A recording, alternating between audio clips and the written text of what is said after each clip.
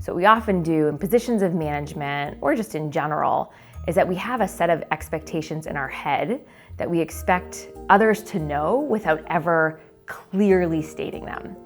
And so one of my favorite quotes of all time came from a friend's dad. And he told her this quote, not in the context of management, but actually in the context of online dating. And the quote is, "An unarticulated expectation is a disappointment guaranteed."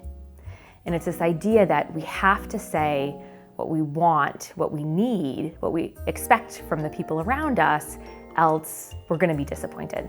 Probably the most foundational part of this book that underpins every other lesson in the book is the idea of setting really clear, explicit expectations.